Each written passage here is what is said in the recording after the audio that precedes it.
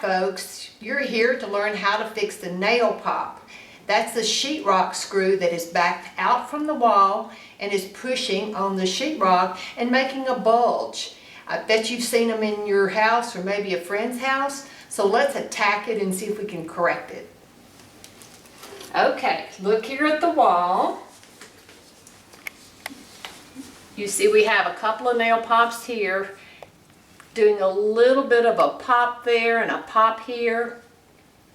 Now the way we're going to correct it is you got to get brutal. You've got to use a hammer. I know that's contradictory to what you want to do, but that's how we're going to fix it, because we're going to actually drive that sheetrock screw back into the wall, and then we'll fix it. So here we go.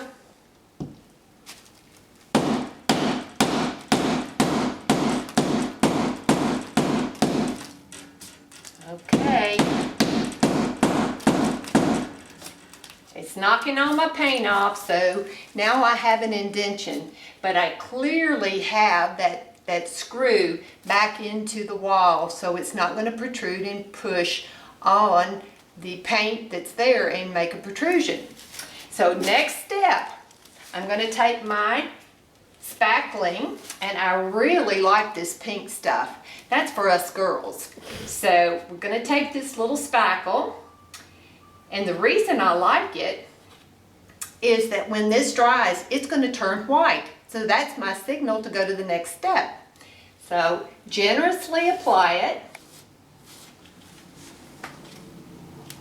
to the area, trying to make that smooth, trying to fill it in entirely.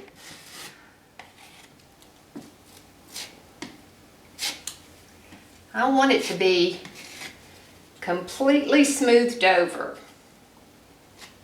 There, that's pretty good right there.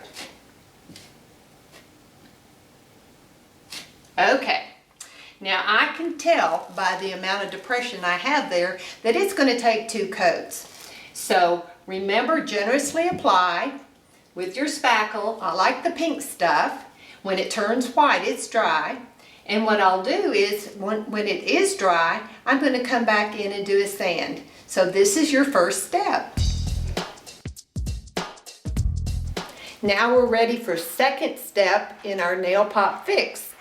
So now we have our spackle that is dried. This is representative of what it looks like once it's dried. Turns white. Now it's rough to the touch. What you need to do is get a little sandpaper and sand that down. A really fine sandpaper or a drywall sander will work for you. Then apply a second coat of the pink stuff. Remember, the pink stuff is the spackle that turns white. And then when that dries, that should do it in filling the hole completely. Sand it off smooth. Then what you need to do is get your paint. You're back to do the finishing touches on your nail pop fix. So when the spackle has turned white, after the second application of your spackle, which you sand one final time and get it nice and smooth to be able to accept the paint coat. So when you're doing your paint, dab it into your paint. Get it down in those brushes. Don't use a big wide brush, use a narrow brush. 1 to 2 inches is plenty. We're not painting the whole wall, we're just doing a spot. Apply the paint like you're an artist, dabbing at the spot, making sure that it's getting into all the places. But this dabbing motion makes it look more like you rolled the wall. Don't do any of these long swipes, because that will leave impressions in the paint that will show up. So make sure you cover it real good. If you have a good paint, it probably will cover in 1 coat. If you have to do a second application of paint, that's okay. Do what you need to do. Now you've finished your nail pop fix. You use spackle, a putty knife, a hammer, your paint, and a brush. A little sandpaper, and you're done. Thanks for joining me.